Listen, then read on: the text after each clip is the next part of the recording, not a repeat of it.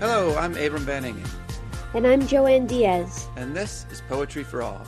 In this podcast, we read a poem, discuss it, learn from it, and then read it one more time. And today we're so honored to have Christian Wiman as our guest.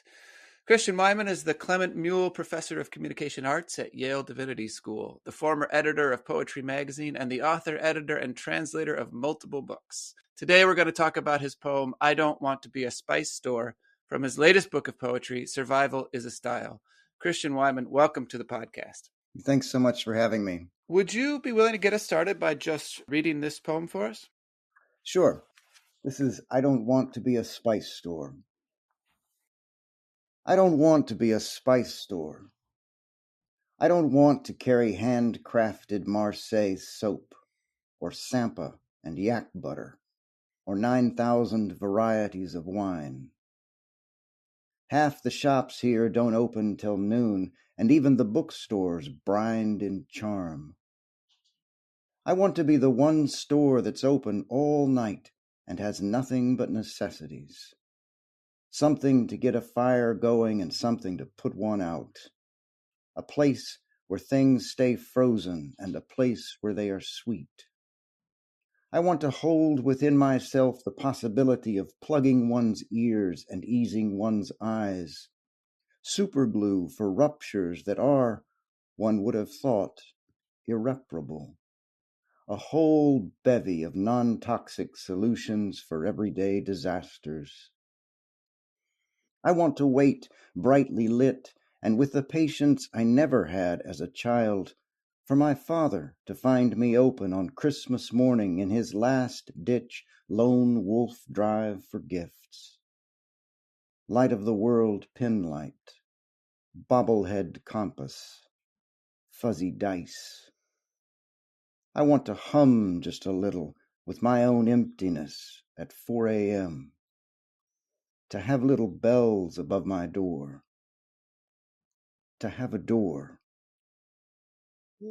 That is so good.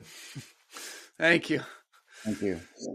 So normally we would dive right into this poem and begin to see how it's working. But before we do that today, I want to talk just a little bit about the book in which this poem is located, Survival is a Style. I think sometimes we forget that poets do, in fact, write books, not just poems. And many of our listeners might have encountered poems primarily in isolation, maybe in an anthology or something, or literary magazines. But poems are not just standalone things.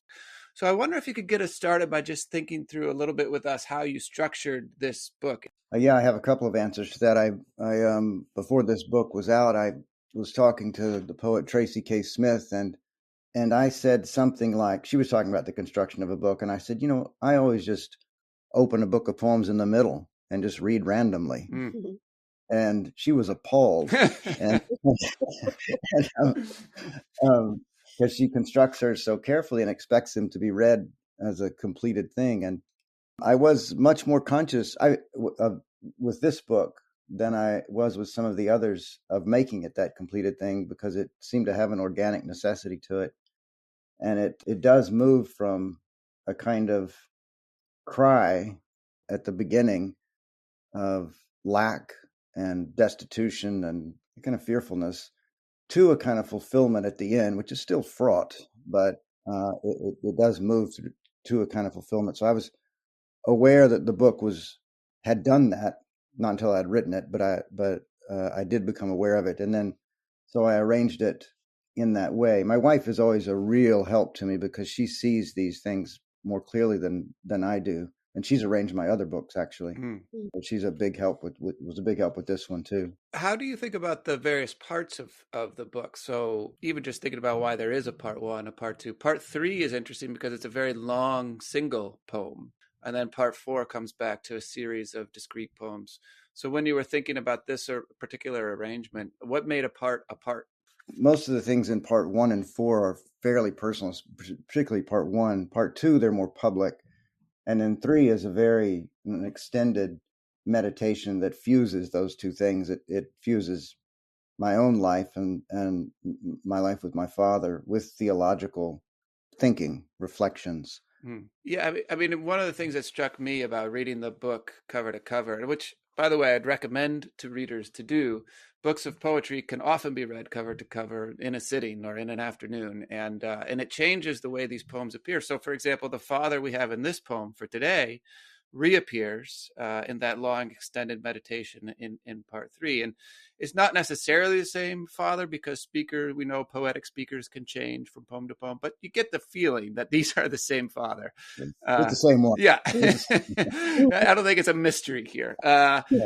And so you actually begin to learn more about the father after having encountered him here at the end. This is the last poem of part 1, and there are other ways as well in which themes that go all the way through the book begin to come out in this poem. So one of the themes that struck me was there's several poems here about being basically reduced to the bare necessities. There's poems about aging and cancer and other ways in which people are being stripped down to their bare essentials. But then it feels like each poem, when it gets to that point, is asking, well, but what are the bare essentials? What are the bare necessities once everything else has been pulled away?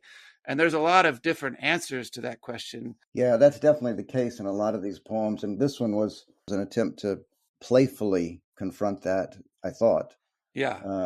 A poem can really swerve on you. Robert Frost has that famous line, no surprise for the writer, no surprise for the reader. Mm-hmm. If it doesn't somehow open up for you, take you someplace where you weren't expecting, then it's not going to do that for a reader either. And I was writing a playful little poem about being frustrated with the kind of fancy stores that I had encountered and not wanting that, wanting a different kind of life. And Mm-hmm.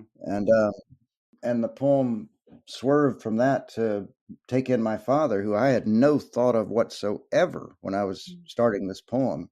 And in fact, my father did used to never get gifts until the day of an occasion. So if it was Christmas, he was reduced to getting it at the truck stop. And so our gifts from him would be, fuzzy dice and things like that. Wow. That is so interesting and such a helpful way to get into the particulars of this poem, because that passage that you're describing, I want to wait brightly lit and with the patience I never had as a child for my father to find me open on Christmas morning in his last ditch lone wolf drive for gifts. Light of the world penlight, bobblehead compass, fuzzy dice takes up an interesting space right there toward the end of the poem. And it's a poem that starts, and you mentioned the lightness with which it begins. There's definitely a wit to it. The poem begins with what the poetic speaker doesn't want to be. And I love that strategy, because the poetic speaker doesn't want to be luxurious, expensive, unnecessary, right? So I wonder if you could talk about that structure, which I love so much. Yeah, I guess it does begin in a kind of gesture of refusal. It's interesting. It might be a tick or a habit that I tend to come at things by refusing them first, come in a sidelong way, and God is no small part of that. I'm sure that was part of it. My daughter, she was reading, I have two 11-year-old daughters, and she read this poem one day, and she looked up and she says, Dad, I think I do want to be a spice store. That's awesome. Yeah. I mean, let's face it, the handcrafted Marseille soap is very appealing. Yeah. Well, what's interesting to me, so in the epilogue of this book, you say, love's the sacred name for loneliness. And I feel like there's an echo of that in this poem itself, because so much of what the poem is about is a kind of love that is a kind of loneliness, or a waiting, or a patience, or just an openness to whatever might enter. I love that connection. Yeah, love's the sacred name for loneliness, because I mean, I do have a anger at my father, and the long poem talks about some of the things that he did, and I've written about it elsewhere. I mean, he was a rough guy and did some things that they did a lot of damage to our family and beyond. But when you were right in front of him, he could be filled with love. And this poem, part of what surprised me is that I turned something that I was resentful about, that he really never saw his kids at all, and he would just sort of have these throwaway gifts. And I discovered the love that was in them. Even the details, the light of the world pinlight, I mean, that's like a throwaway thing, but it's the light of the world. Right. Mm. A bobblehead compass is ridiculous, but it's a compass. It gives you direction. Fuzzy dice is some element of chance that is, made possible and fun. And so I think that emptiness does come to a kind of fruition or presence there at the end. And there is a sense, I mean, and this is why the point of view of the poem is so wonderful, because it's spoken from the point of view of a mature adult, right, who can look back on the lack of patience in childhood.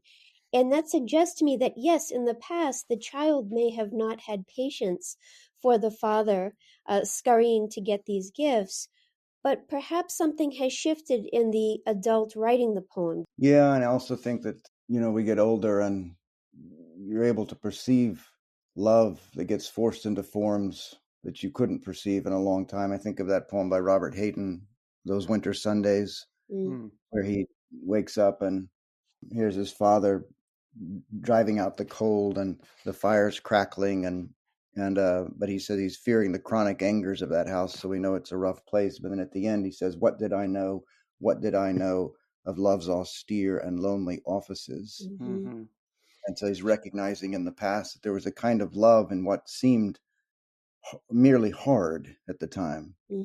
Yeah. Well, and one of the things I notice happening in the poem too, when we come to that line, has nothing but necessities, there's a kind of turn there, because on the one hand, that could be the end of the poem. I want to be a store that has nothing but necessities. But then the poem goes on to describe what those necessities would be. And what's interesting is at first we begin with things that really do seem elemental and fundamental, like fire going on or fire going out, and things that stay frozen, like really basic needs. But then the next line says, and a place where they are sweet. And we begin to turn, like, maybe necessities are not just the hard things. Maybe necessities are the little bells above the door too. Yeah, that's a good way of putting that. And also, I think the poem is about a consciousness that, and here I would say a speaker because I wasn't conscious of it being me, but it is needing to have things in their place, resisting the kind of chaos. And I grew up amid a lot of chaos. And so I want to be a place where everything is in its place. And yet to have a door still amidst all of that, where chaos can come in the form of my father, I guess. But also, I wonder if you could say a little bit more about those final 3 lines. I love them. I love the way the poem ends, because it rings for me long after I've put the poem away. I want to hum just a little with my own emptiness at 4 a.m., to have little bells above my door, to have a door. Every time I get to that final sentence, I just am stunned. It's so arresting. Could you just talk about how you landed on those final images? Well, I can't explain the last one because I wrote that and it shocked me to my core. I realized the poem was suddenly over, but like I say, I did not have any expectation that was coming. So the last line was, in fact, the last line, and the poem was absolutely done after that. But I think there's some sort of religious dispensation in that line. I want to hum just a little with my own emptiness at 4 a.m. It's a kind of negative state it's volatile, I guess. It's a volatile emptiness. It's permeable. It's not simply the kind of loneliness that defeats us. I feel like the I wants in this poem are each related in a way to those dispositions, because there are 4 I want tos in the poem. And if you think about stacking those up, they become a kind of interesting repetition in their own right. So I want to be is the first. I want to hold is the second. I want to wait is the third. And then I want to hum. And the hum is the surprising one. And I think that's part of the surprise of the ending. That's really interesting to me. I didn't notice that at all. And then if you think of the ending, that what's fallen away is the I and the desire. I want. It's just to have a door is all that's left. Yeah. Ego has been erased in a way or transmuted in some way. You're showing me things in this poem that I wasn't aware of. Even as I heard Abram observing that about your sentences, for me, I start to wonder, of course, I see the emotional and personal elements of the poem as you describe it, but I wonder if this is almost a kind of ars poetica, meaning, yes, the poetic speaker is trying to envision how he could be this extended metaphor of a different kind of store, not a spice store, but something that's necessary, convenient, open, accessible. But I wonder if, as we're talking about it, I kind of feel like it could be a way of talking about a certain kind of writing. Do you feel that way at all? Is that totally a reach? No, I think that's absolutely true. I don't know if I'd thought about it, but I've certainly been aware. I was aware in the writing of this book of wanting to extend my range, to write that. I'm so driven by the sound of poems, and which I love. I love the sound of poems, but it can become a kind of enclosure because it doesn't allow other kinds of speech into the poem. And I was really aware in this book of wanting a wide range of tones and not wanting the poems to sound perfect at all, wanting them to be able to include different things. So I do think that's dead on to read it that way. Well, I wonder with everything that we have covered already and for our listeners to be able to hear these things as they happen, would you be willing to read the poem again? Sure. I don't want to be a spice store. I don't want to be a spice store. I don't want to carry handcrafted Marseille soap or Sampa and yak butter or 9,000 varieties of wine. Half the shops here don't open till noon, and even the bookstores brined in charm. I want to be the one store that's open all night and has nothing but necessities. Something to get a fire going and something to put one out. A place where things stay frozen and a place where they are sweet. I want to hold within myself the possibility of plugging one's ears and easing one's eyes. Superglue for ruptures that are, one would have thought, irreparable. A whole bevy of non-toxic solutions for everyday disasters. I want to wait brightly lit and with the patience I never had as a child for my father to find me open on Christmas morning in his last-ditch lone wolf drive for gifts. Light of the world penlight, bobblehead compass, fuzzy dice. I want to hum just a little with my own emptiness at 4 a.m., to have little bells above my door, to have a door. What a remarkable poem. Thank you so much for reading it one more time. Yes. Oh, thanks so much for having me. Thank you. For our listeners, we hope you'll remember to subscribe to the Poetry for All podcast via Apple Podcasts, iTunes, Spotify, or any other provider. And please leave us a review and let us know how we're doing. You can always follow us on Twitter, Facebook, and Instagram. Thank you so much for listening. And thank you, Christian Wiman, for being here with us today. Thank you both for having me. It was a pleasure.